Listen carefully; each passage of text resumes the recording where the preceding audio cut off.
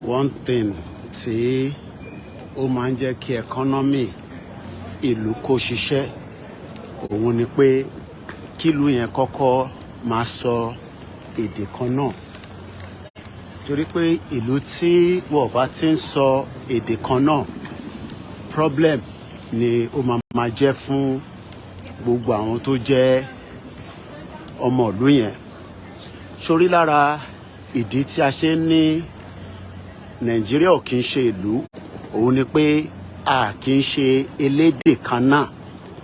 Tá a bá dẹ̀ ti ń ṣe elédè kan náà, conflict of interest ó máa wáyé. Kí la dẹ̀ ń pè ní conflict of interest? Eléyà ní bóun ṣe fẹ́ ṣe lélẹ̀, tọ̀hún á ní bóun ṣe fẹ́ ṣe lélẹ̀. A wá di pé gbómi ò tó, kò ní yéra wa. Ìdí tí àwa dẹ̀ ṣe wá ń wò pé tá bá ní ká máa bá lọ ní bá ṣe ń bá lọ yẹn, kò ní rọgbọ. Bọ́ ọ̀pọ̀lọpọ̀ sọ fún wa pé no, Nàìjíríà ó sì máa ṣiṣẹ́ ká fún ní time yẹn ni èmi ò tí mọ̀, nítorí pé gbogbo wa náà la mọ̀ dájú pé irọ́ òun ló fi pinlẹ̀ Nàìjíríà. Sórí gbogbo orí tó ń rò lẹ́yọ kọ̀ọ̀kan yìí, orí tí Elédùmarè dá sílẹ̀ ayé náà ni. Orí tí wọn wá yàtọ̀ sí ti àwa tí a wà ní ibi tá à ń pè nílẹ̀ Yorùbá, ní Ogun State, ní Kwara, ní Kogi, ní Ọ̀ṣun, ní Ọ̀yọ́, ní Lagos, ní Ondo, ní gbogbo bí tí ẹ̀kalẹ̀ Yorùbá ń bẹ lénìí. Elédùmarè dá wa náà dáadáa, ó dá wa dáadáa. Àmọ́ àwọn òyìnbó tí wọ́n rí, àwọn bàbá ńlá wọn, àwọn ló wá dá wàhálà sílẹ̀. Àbọ̀rọ̀ mu yẹn nísìn. Ìdí tá a dẹ̀ ṣe ń sọ fún gbogbo èèyàn ni pé kò ń ṣe pé ká máa parọ́ fúnra wa. Sórí country, nǹkan pè ní country, ó wà very very unique. Uniqueness ní country. Kò lè sọ pé country tí nílé operate. Ìyẹn la ṣe ń sọ pé country wa máa wáyé lágbára Elédùmarè, whether they like it or not. But for now, kò tí wá sí ìmúṣẹ. Nítorí pé tí country wa bá ti wá sí ìmúṣẹ, wàláhì inú mi á máa dùn. Sórí tí bá ti wá pàdé èèyàn ní airport báyìí, màá wá ṣe kí ni? Màá wá máa wo ibi tó ti ń bọ̀. Á wá sọ pé this person ó ń bọ̀ láti orílẹ̀-èdè kan tá à ń pè ní ilẹ̀ Yorùbá àbí Odùduwà Republic àbí Yorùbá, nǹkan kí nǹkan tá a bá fẹ́ pè. But tá a bá ti gba country wa, a jẹ́ pé Nàìjíríà ni a máa lọ represent níta. Sórí tó bá wà níta ní born Nigeria but a British, nítorí pé kí ni wọ́n ti bí sí Nàìjíríà àbí àwọn ìran ẹ̀ Nàìjíríà lọ bí wọn sí, especially àwa tí a ti bímọ sílùú òyìnbó. Ìdí tèmi dẹ̀ ṣe ń sọ fún gbogbo èèyàn ni pé èmi ò hate ọmọ Yorùbá kankan, bẹ́ẹ̀ a hate ọmọ Haúsá, a hate ọmọ Ìgbò, àmọ́ kólúkálukú máa ṣe tiẹ̀. Nítorí pé gbogbo àwọn tó ń rí yìí, àwọn ìlú wọn ò tó Ondo State. Gbogbo àwọn tó ń rí yìí, àwọn ìlú wọn ò tó àwọn ibòmíì níbi tá à ń pè nílẹ̀ Yorùbá lénìí. Èmi tún wá ń sọ fún gbogbo ọmọ Yorùbá tó ń wo àwòrán yìí pé ṣé eléyìí òun ẹ̀yin ni káwa náà máa lè jáde? Kò ń ṣe pé a fẹ́ jáde, a fẹ́ jápa nítorí pé a fẹ́ wá ṣe greener pasture nílùú òyìnbó. Ẹni bá ráyè jáde, mò ń bẹ̀ jáde, torí a lè hold ẹni tó fẹ́ jáde pé kó má jáde. Èmi kọ́ ni máa control yẹn. But èyí tèmi lè control ni pé kí gbogbo wa ká jọ sọwọ́pọ̀ fún bàbá wa Professor Adébánjí Akíntóyè. Ká sowọ́pọ̀ pẹ̀lú gbogbo àwọn tí wọ́n ń gbétò kalẹ̀. Tá a bá ti fi ti gbowó ṣe, à ń tanra wa ni. Nítorí pé ìmọ́lẹ̀ ní Yorùbá ni ó wà lára Ìgbòho. Ìgbòho ti travel lọ sí gbogbo airport. Ó ti dé London rí, ó ti lọ America, ó ti dé Canada, ó ti lọ sí Germany, ó ti dé France. Ó wá ń sọ pé nǹkan kan right. Nǹkan ò dé right yẹn ni pé òun wò pé ṣé bí ayé ṣe ń lọ yìí, tí ọmọ Yorùbá ò tẹ̀lé lọ Benin Republic àfáwọn Fúlàní olórí burúkú máa lè lọ kó sójú títì. Bẹ́ẹ̀ kẹ̀rẹ́ nílẹ̀ Haúsá wọ́n fi wọ́n sílẹ̀ kó máa wọ̀ gbòòrò lọ ìwọ náà máa sórí gbogbo orí tó ń wò yìí máa béèrè lọ́wọ́ rẹ pé ṣé èdè kan náà ni gbogbo wa jọ ń sọ èdè tí mò ń sọ nísìn ẹlòmíì ò gbọ́ ẹni tó bá máa gbọ́ irú èdè tí mò ń sọ yìí á jẹ́ pé onítọ̀hún ó ń ṣe kí ni ó gbọ́ Yorùbá ẹni tó ò bá gbọ́ Yorùbá ò lè gbọ́ nǹkan tí mò ń sọ bẹ́ẹ̀ kẹ̀rẹ́ mi náà lè gbọ́n tán sọ ṣó wá rí gbogbo flight chart tó ń wò yìí bí ṣe fẹ́ kó máa rí ní gbogbo airport ilẹ̀ Yorùbá nìyẹn sórí gbogbo bíbá yìí nísìn ibi tó olúkálukú ń lọ ní àgbáyé nìyẹn olúkálukú níbi tó ń lọ ẹlòmíín lọ Spain ẹlòmíín lọ Malaga ẹlòmíín lọ Budapest ẹlòmíín lọ Germany ẹlòmíín lọ Greece ìlú pọ̀ káàkiri àgbáyé but ìdí tá a ṣe ń sọ fún ọmọ Yorùbá ni pé táwa bá takú ta sọ pé àfẹ lọ jẹ́ ń fi gbogbo àwọn olúwọ̀n sórí gbogbo olú tó ń wò yìí ìwọ náà máa bá mi tẹ̀lé lẹ́yìn a máa bẹ̀rẹ̀ látòkè wọ́n pẹ̀lú kan wọ́n pè ní Begra èmi ò mọ̀bi tó wà ẹ̀yin tẹ́ bá mọ̀ ẹ bá máa comment wọ́n pè bí kan ní Izmir èmi ò mọ̀bi tó wà ẹni tó bá mọ̀ ẹ bá comment mo mọ̀ pé Milan ìyẹn Italy nìyẹn Tenerife ó dà pé Italy náà ni tí bá wrong ẹ bá mi correct ẹ jọ̀ọ́ má bínú ẹ̀yin èèyàn wa torí pé ọwọ́ mi kún láàárọ̀ yìí torí ẹni tá tó wá pàdé lára àwọn èèyàn wa tó dé náà ni bíyàn bá ti ń dé àwa máa pàdé wọn lẹ́ǹkọ̀ọ̀kan ẹni tó bá jẹ́ family ni o má pè mí tó bá dé o lọ pé pastor òkè bí ọ̀run kò sí àwọn Yorùbá Central Office nìyẹn wọ́n pẹ̀lú kan ní Copenhagen òyìnbó mi ṣẹ̀rí wàhálà tó òyìnbó dálẹ̀ sori pé English ló ń sọ nísìn English wọ́n ti sọ fáwọn kan tó pé flight yìí ti fẹ́ gbéra o má ṣe flight wọ flight ẹ ti fẹ́ lọ o dẹ̀ lè travel tó o bá ní passport ìlú kan ìyẹn la ṣe ń sọ fún ẹ̀yin tí wọ́n ń sọ pé wọ́n ti gba country wọ́n ì tí gba country ò kì í ṣe tíyàn máa fi ṣeré pa ẹ jẹ́ ká máa tẹ̀síwájú wọ́n pè bí kan ní Gran Canaria ta ló mọ ibi tó wà wọ́n pè bí kan ní Pisa PISA mo gbọ́ rí wọ́n pè bí kan ní Edovan èmi ò gbọ́ rí ó lè jáwọn òlu kélébé wọ́n pè bí kan ní Shannon gbogbo ibi tí mò ń sọ yìí ẹjọ́ torí Elédùmarè gbogbo ẹni tó bá ń wo àwòrán yìí ẹ bá máa kọ́mẹ̀ntẹ̀ ká lè fi kọ́gbọ́n náà ni wọ́n pè bí kan ní Barcelona at least gbogbo ala máa ń wo Barcelona táwa náà bá ti dá ìlú wa sílẹ̀ àwa náà máa ní football team tiwa a máa pè ní Yorùbá Premier League tó máa worth trillions of rúbà owó lẹ̀ Yorùbá ẹ má jẹ́ ká máa pọ́n Barcelona lóye mélòó ni wọ́n ní Spain sórí wọn ọyìn ọ̀gá wọn inú wọn ń dùn sórí inú ọ̀tá náà máa dùn kálẹ̀ ni but àkọ́kọ́ láti ní iṣẹ́ tá a máa ṣe ẹ jẹ́ ká máa tẹ̀síwájú wọ́n pè bí kan ní La Rochelle mo mọ̀ bí tí yẹn wà wọ́n pè bí kan ní Clairefonds ó dà pé Germany nìyẹn máa fẹ́ wà Sofia àwọn iná Eastern European nìyẹn sórí gbogbo àwọn tó jókòó lẹ́yìn nǹkan kan ló ń bá káàkiri tó bá ti ní pásítọ̀tì tó da pásítọ̀tì tó dúró dáadáa wọ́n nídìí visa àwa ta ní Nigerian passport nìkan la máa gba visa káàkiri gbogbo àgbáyé ìdí tá a ṣe ń sọ fún yín pé ẹ ṣe sùúrù Yorùbá nation máa wáyé kò sẹ́ni tó lè dá dúró ẹ jẹ́ àtẹ̀síwájú wọ́n pè bí kan ní Hamburg mo mọ̀ pé yẹn Germany ló wà wọ́n pè bí kan ní Cologne Germany ní Lisbon àwọn Portuguese ẹ rántí pé bàbá kí tó yẹ sọ̀rọ̀ àwọn Portuguese pé ní 1533 nílẹ̀ Yorùbá ní Ìjẹ̀bú Òde àti ń wọṣọ àmọ́ explorer tó wá gbogbo ẹni mo ti ṣàlàyé fún yín lórí program ẹ rántí a máa ń fi ṣètò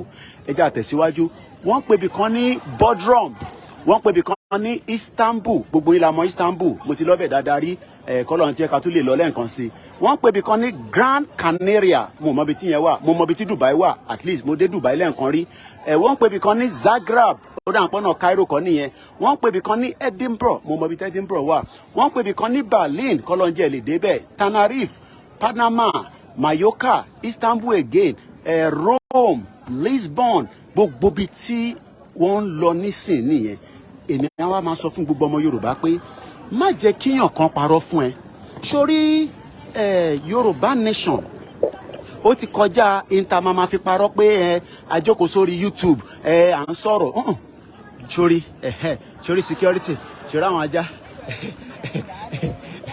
doggy hello sórí doggy security ó ṣe pàtàkì ó ṣe kókó tó bá sí security wọn àwọn eléyìí ò lè wá kò yẹ nísìn ẹ jẹ́ kí n tún lọ wọ́ ẹ kó lọ wò ta sórí gbogbo ìlú tí ó ń lọ láti bíbà ìyẹn airline yìí ó ń lọ sí 48 destination.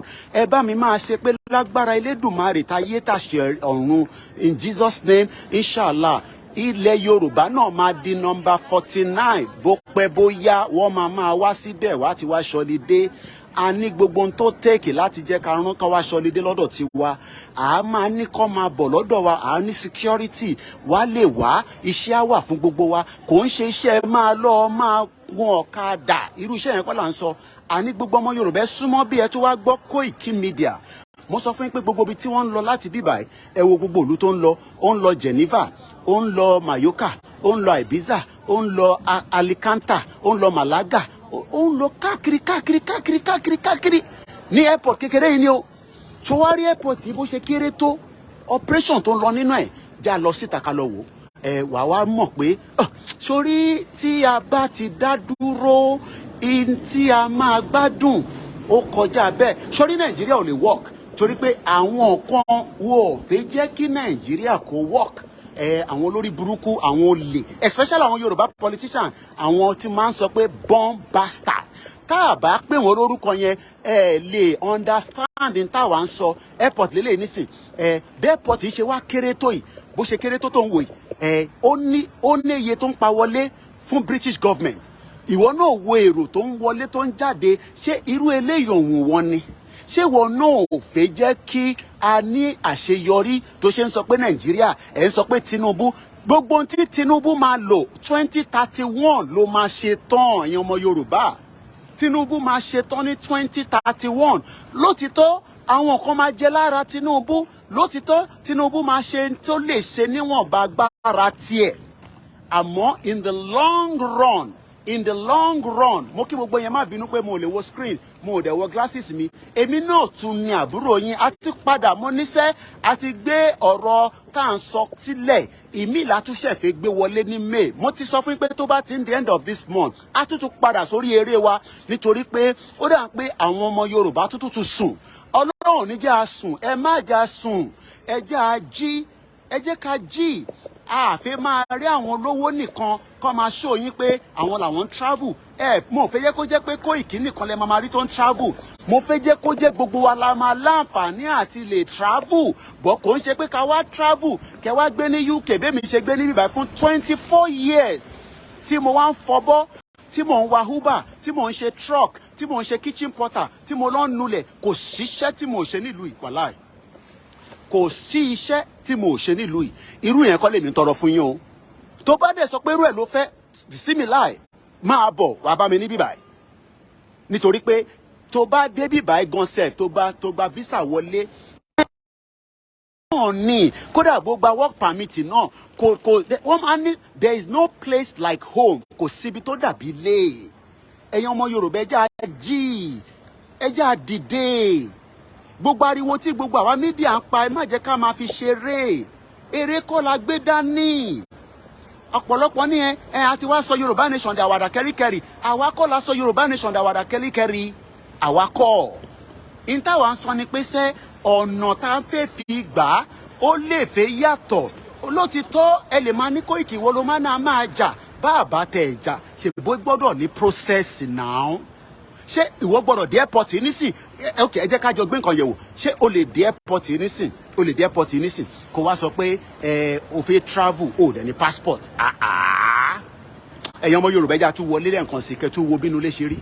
Ǹjẹ́ wọlé ní o fẹ́ travel sórí ẹni tó ń lọ nísìn sórí gbogbo báàgì tó gbé dání ó kọ ṣọmọ tó ń ṣe ọkọ fi sáré lọ fún weekend òun àtọkọ ọkọ ó lè jẹ́ ọkọ àti ìyàwó ó lè jẹ́ business partner gbogbo báàgì tó gbé dání wọn ò ní ìdí báàgì púpọ̀ àbúrò mo yẹ nísìn àbúrò mi yẹn ṣó o lè no fẹ́ travel ìyẹn la ṣe ń sọ pé ọ̀rọ̀ Yorùbá nation ń ṣe tá máa fi ṣe fẹ́.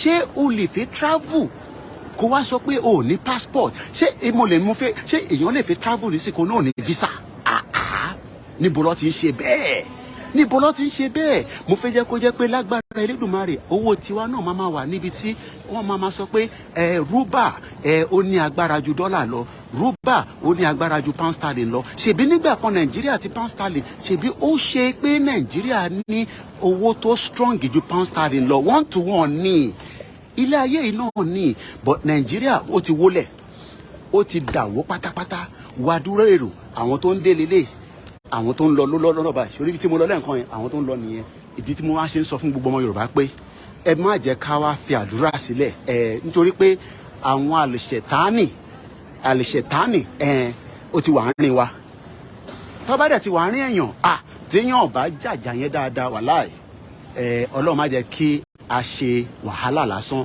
èmi ò fi ṣe wàhálà lásán mo dẹ̀ fẹ́ kí ẹ̀yin náà ṣe wàhálà lásán wo Emirates nísìn wọ́n ní airline mélòó ni wọ́n ní Emirates táwa ò ní airline tá à ń pe ìlú burúkú yẹn Nàìjíríà ẹni bí the biggest in Africa ìwọ náà wò nísìn wo wọ́n ní wò ní tá a ṣe ń sọ fẹ́yìn èèyàn wa ni pé a máa délẹ̀ lérí o a máa délẹ̀ lérí nínú ẹ̀ náà train ticket o lè ra train ticket o lè ra bus ticket èyí tó bá ń wọ̀n ẹ́ ló lè lò o lè ní kó wá gbé ẹ o lè lo taxi o lè lo Uber ṣé èèyàn lè lo Uber ní Ondo State níbi tí ilẹ̀ dé lálẹ́ yìí ṣé níbi títì tó ṣiṣẹ́ ìyá ṣe ń sọ fún gbọ́n Yorùbá pé níṣe lásán Yorùbá nation èmi ti sọ fún yín pé no going back no going Ìgbòho ní no going back Bàbá Akíntóyè ní no going back gbogbo àwọn tí wọ́n ń ṣe Yorùbá nation sọ pé no going back náà níṣẹ́ in tó bá gbà la máa fún àmọ́ awareness and campaign a tún máa scale it up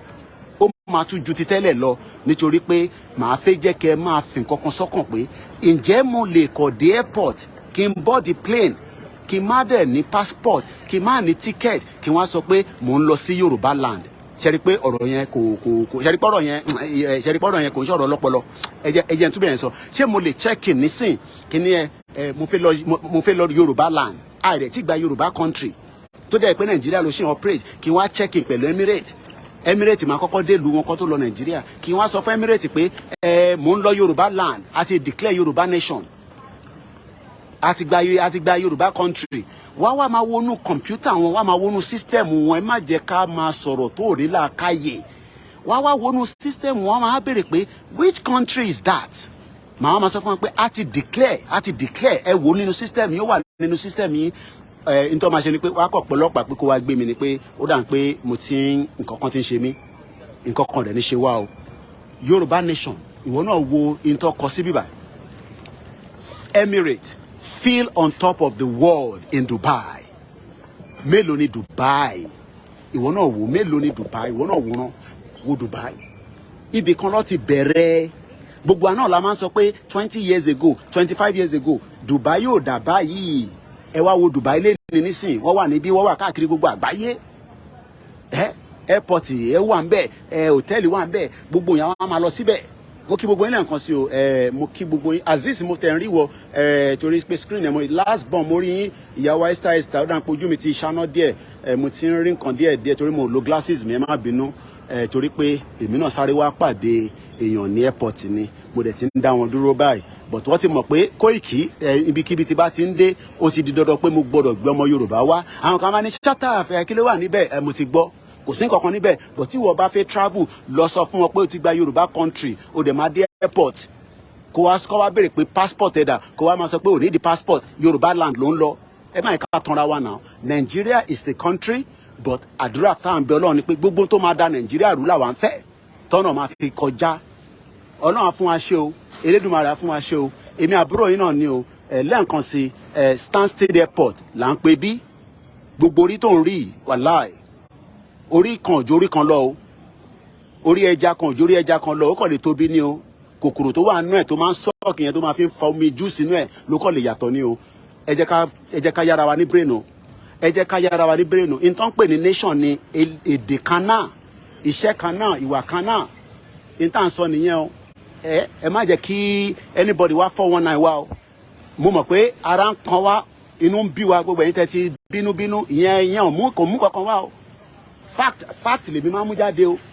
fact ni o mo lè fẹ́ check in nísìn kí n máa sọ fún wọn pé mo ń lọ Yorùbá land wọ́n máa ní kọ́ ọlọ́pàá wá gbé mi ní o ìwọ náà wo airport bó ṣe rí gbogbo ẹ̀ bó ṣe rí bó ṣe dán yányányán gbogbo lẹ́lẹ̀ bó ṣe clean mo kí gbogbo ẹ̀yin tẹ́ ń wò wá lórí Facebook mo kí ẹ̀yin tẹ́ wà lórí YouTube KOIKIMEDIA náà ní lẹ́ẹ̀kan sí bringing the world closer to your doorstep lágbára Elédùmarè ẹ̀ tún máa pàdé mi bá tún ṣe ń lọ nítorí pé iṣẹ́ ń bẹ àtúnṣe wọnú gear 2 ni gbogbo ẹni tẹ́ ti bá mi sọ̀rọ̀ pé Koiki má jẹ́ kí ọ̀rọ̀ tibí tó ń sọ yẹn má jẹ́ kó wá distract ẹ púpọ̀ àwa mọ tó gbé dání àwọn èèyàn ń dúró díẹ̀ kó fún wa ní education ìyẹn mo ṣe ń sọ pé ṣé mo lè check in ká tó máa lọ lẹ́ǹkan sí kí n sọ pé mo ń lọ Yorùbá country táì tí ì gba country kábíyèsí Elédùmarè o ẹ̀yàn ọmọ Yorùbá jẹ́ ká tún gbọ́ bíbá dáa ṣé mo lè check in láti Stansted kí ni mo ń lọ Yorùbá country ẹ má yẹ ká parọ́ fúnra wa o Yorùbá nation kì í ṣeré o kò kì í ṣe rọ́ o ẹ fi ń gbawó lórí YouTube ni ẹ fi ń gbawó lọ́wọ́ àwọn Yorùbá ni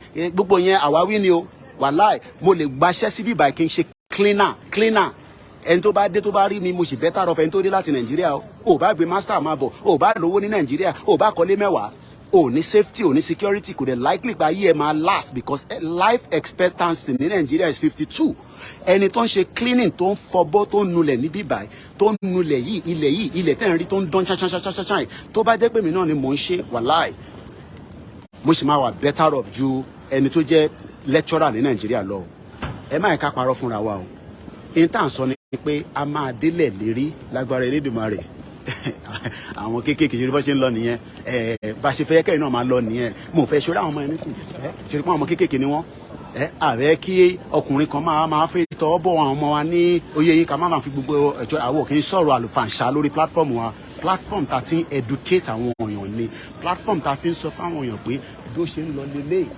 àbọ̀rọ̀ mo yẹ nísìn so ìdí tí mo ṣe ń sọ fún gbogbo ọmọ Yorùbá pé a máa délẹ̀ lérí o àmọ́ ẹja ṣe sùúrù o ẹja ṣe sùúrù o àbára wa jà o àbínúra wa o àwọn tó dé ló fẹ́ dàárín ara rú Ọlọ́run rẹ̀ ní dàárín wa rú gbogbo ẹni tó bá dẹ̀ sọ pé tí mò ń sọ irọ́ ni mò ń pa ó kú Elédùmarè mo sọ lẹ́ẹ̀kan sí cleaning job mo lè gbà nínú airport yìí kí n máa ṣe èmi ò tijú o owó ló máa sọ fún mi nígbà rí oṣù o tí bá ń ṣiṣẹ́ cleaning nínú airport yìí àǹfààní tún máa wà fún mi o tí bá ṣe títí fún 20 something years wọ́n máa san pension fún mi o ẹ lọ bèèrè lọ gbogbo àwọn ìyá wa tó wà ní UK labroad ní gbogbo àgbègbè tó wà gbogbo àwọn tó ti ṣiṣẹ́ wọ́n ti kọ́lé sí Nàìjíríà wọ́n lè wálé o torí pé kò sí kò ń ṣe pé wọ́n ní passport o kò sí healthcare nílé kò sí education kò sí security ìlú tó ò bá dẹ̀ ti sí security forget it kò lè work because security is the paramount security ó ṣe kókó ìlú tá a bá ti ní security à ń tanra wa ní bí ṣe sọ lẹ́ẹ̀kan sí mo lè gbaṣẹ́ sí airport yìí kí n lọ sórí website àwọn tó máa ń fún wọn níṣẹ́ níbí báyìí mo need láti máa stress ara mi ẹ ṣáà fún mi níṣẹ́ cleaning wàá dẹ̀ sọ yìí tó ọmọ máa san fún mi inú mi á dẹ̀ máa dùn but ìtàn sọ ni pé ṣé mo lè wá lè ṣe cleaning yẹn náà nílẹ̀ Yorùbá ní ṣé mo lè wá ṣe cleaning ní airport yìí Ondo State láàárọ̀ yìí ìwọ náà wo gbogbo lẹ̀ bó ṣe clean toilet nìyẹn so àní ṣe ayé wa o àwa tá wà níbí ó ti sú wa ó ti sú wa. Hello, where are you traveling to? I'm not showing you. Roll this. Don't worry. No, I can show you. So where are you traveling to? Greece. Greece. How many hours? 4. Are you UK based? Yeah. Roughly. Don't give me the exact age. How old? How old? How old are you? Roughly. Over 20. Over 20. A little bit. If you were in Africa, in Nigeria, I don't know what you'll be doing, but I'm so happy for you. How long have you been doing this job? 3 months. 3 months. I wish you all the best, and I'm going to be saying safe trip. Thank you. You too. Bye for now. Kábíyèsí Elédùmarè. Mo dẹ̀ fi máa sunkún. Mo gbọ́dọ̀ kọ́ tìbí tí mo bá. Ẹ tún rí, ó ní mo lè ṣe òun. Ẹkún dẹ̀ fi máa gbọ̀n mí. Ẹ̀gbọ́n tọmọ yẹn sọ. Àti ṣayé wa. Àti ṣayé wa. Tí bá délé, màá lọ kọ́ tìbí tí gẹ́ yẹn ti sọ̀rọ̀. A gbọ́dọ̀ lò dáadáa. Mo ò fẹ́ ṣó ẹ, ó ní you can show me.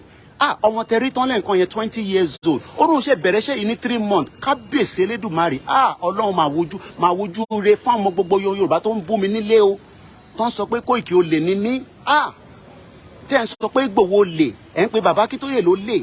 Ẹ wo ọmọ yẹn nísìn. Ọmọ 20 years old. Ó lóun ṣe bẹ̀rẹ̀ iṣẹ́ yẹn ní 3 months ago. Tó nírí jù báyìí lọ.